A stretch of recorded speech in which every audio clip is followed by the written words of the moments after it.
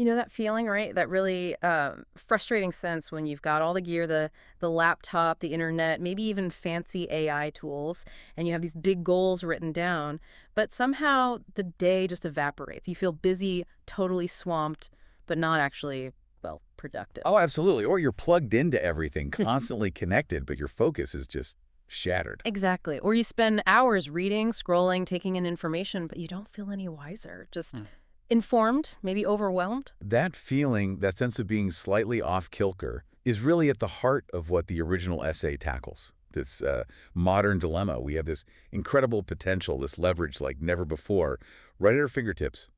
But so often, it feels like we're just spinning our wheels, moving fast, yeah, but maybe not getting anywhere meaningful. Yeah, the original essay nails this with that story about Maria. Remember her? The consultant. Right. She's building her business. She gets up religiously, like 5:47 a.m. every morning, tries to get that focused work in before her kids are up. Which is already a huge commitment. Totally. And some mornings, it clicks.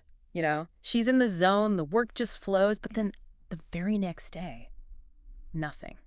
Staring at that blinking cursor. We've all been there. The blinking cursor of doom. Right. And she catches herself scrolling LinkedIn, snaps out of it, and has to ask that really hard question. Okay, wait, what actually matters here? Getting past that moment, moving beyond the blinking cursor to find some real direction, that's what this deep dive is all about.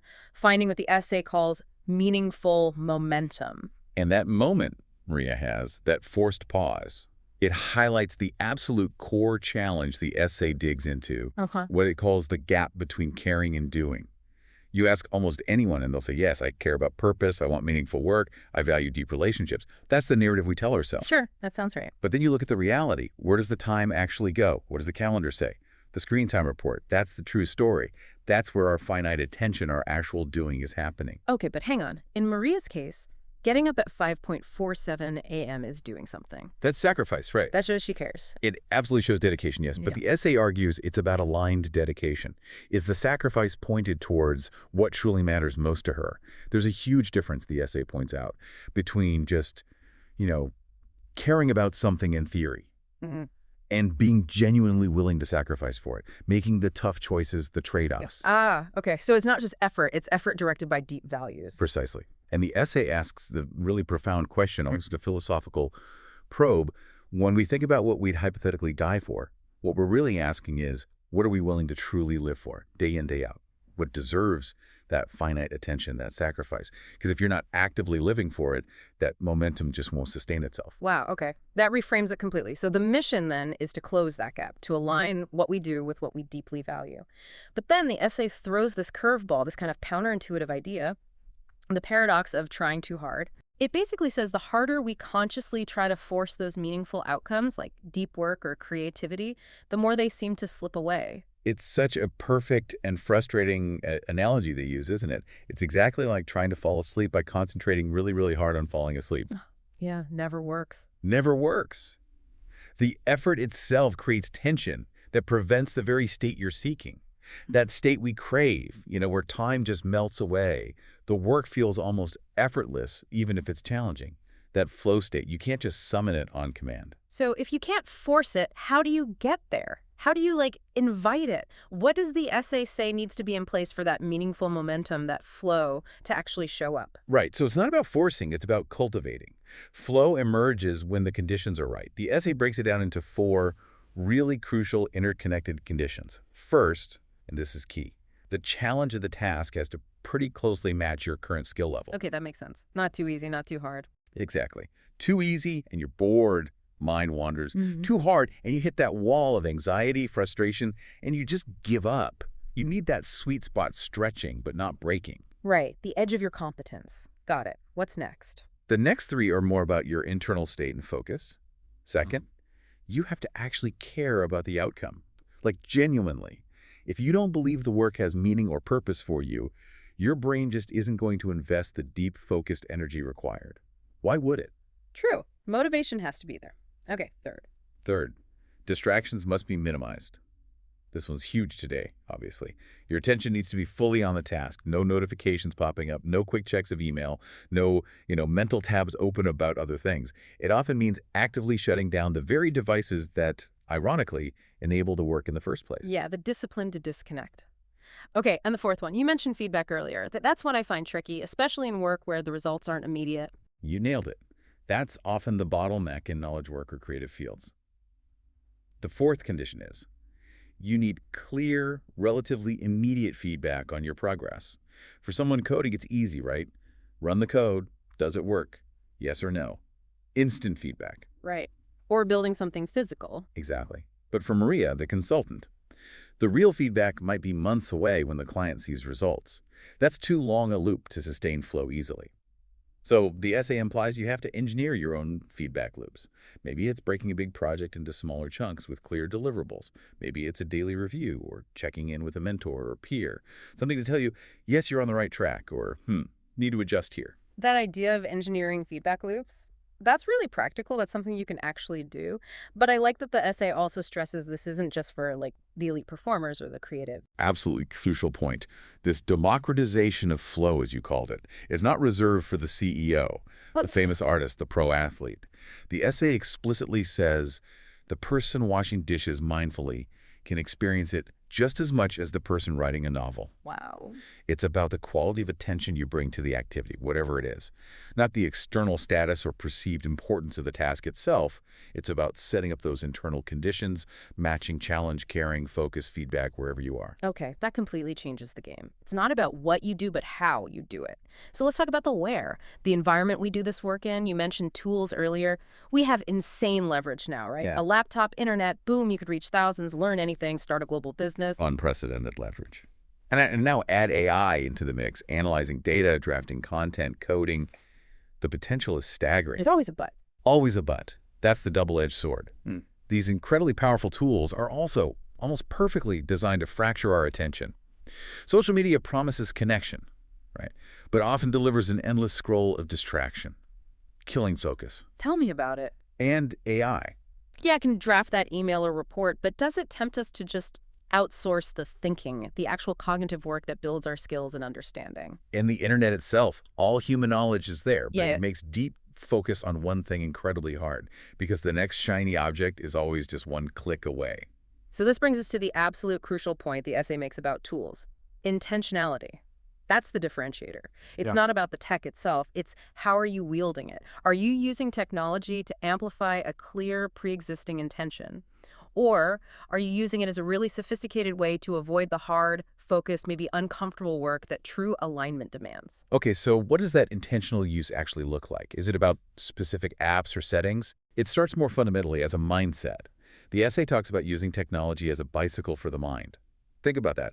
A bicycle extends your power, helps you go further and faster in the direction you choose. It doesn't choose the direction for you. Exactly.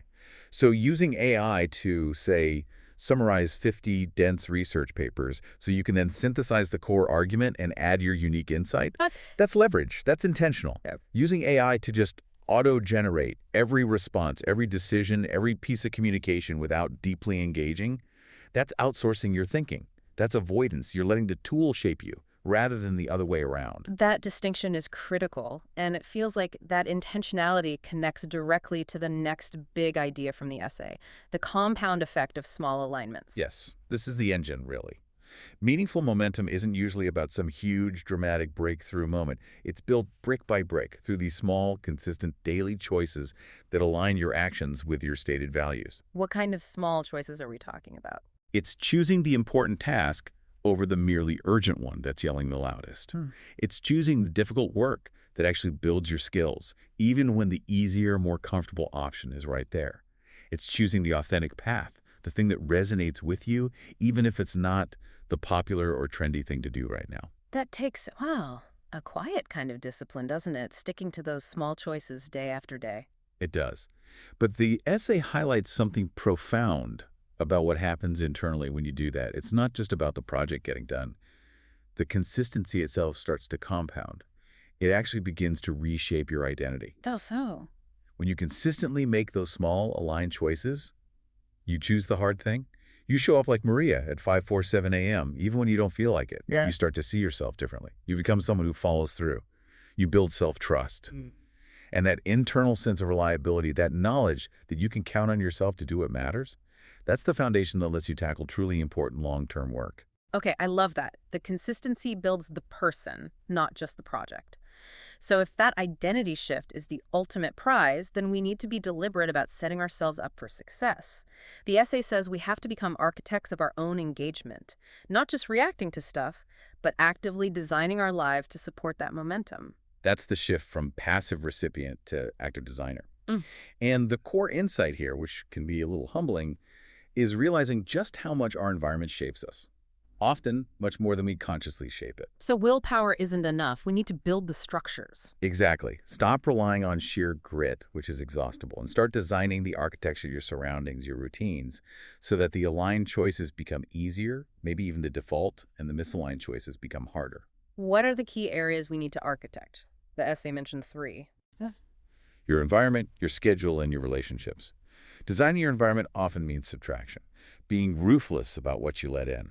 Yeah. Practically, this might mean saying no, a firm no, to opportunities that seem good. Maybe they're interesting, maybe profitable, maybe flattering. But saying no to preserve the bandwidth, the clean, clear space needed for the truly great opportunities, the ones that deeply align. That's hard, saying no to good things. It is. And designing your schedule. It's not just about blocking out time on a calendar. It's more about managing your energy, your focus, your emotional capacity. Okay, so like working with your natural rhythms. Absolutely. Honoring them. Sometimes that means pushing through to do complex work when maybe society says you should be relaxing. Other times it means forcing yourself to rest, to recover fully, even when you feel that internal pressure to just keep grinding, knowing that deep recovery is essential for peak performance later. Ultimately, being this architect means deliberately putting yourself in situations, physical rooms, virtual communities, project teams where your best self is likely to emerge, surrounding yourself with people who don't just comfort you, but actually challenge you to grow, and focusing your energy on problems that you find genuinely worth solving. It brings us right back to Maria, doesn't it? The essay concludes her story by showing how she found her momentum. It wasn't by chasing massive scale or venture capital like maybe her peers were. Right, she refocused. She zeroed in on the specific work that genuinely energized her, which turned out to be helping other small business owners navigate those really complex, human, sticky decisions. So she found alignment. She found alignment, and that created a momentum that was sustainable for her. It honored who she was, her values around family and deep work, and who she was trying to become. It wasn't someone else's definition of success. It shows that meaningful momentum doesn't necessarily look flashy from the outside. Not at all. And it doesn't require, innate genius or perfect circumstances. So if we boil down everything from the original essay, what are the absolute core ingredients? If someone listening wants to start building this momentum today, what do they need? The essay suggests it comes down to 3 essential things. First, clarity, really getting clear on what matters enough to you that you're willing to make sacrifices for it. That's the foundation. Okay, clarity first. Second, consistency. It's all about those small daily alignments, showing up, making the choice that reflects your clarity again and again. That's how the momentum builds. Clarity, consistency, and the third. Third, courage. The courage to actually prioritize, to choose depth over breadth, to choose alignment over just being busy or popular, to say no to the distractions, internal and external. Clarity, consistency, courage, that's powerful. And the essay frames this whole approach, this commitment to meaningful momentum as, well, almost rebellious. It really is. It describes it as almost radical, a kind of quiet rebellion. Against what? Against a world that constantly screams for more speed, more scale, more visible activity, a world that often equates being busy with being important. Our culture tends to push optimization for sheer efficiency. This philosophy says no, optimize for alignment, optimize for meaning. So the final challenge, the question the essay leaves us with, it's not about checking off tasks. Not at all. The ultimate question isn't, were you busy today? Were you productive? Were you efficient? The real question is, did your actions today move you even a tiny step closer to becoming the person you truly want to be and living the life you genuinely want to live? That's the measure of meaningful momentum.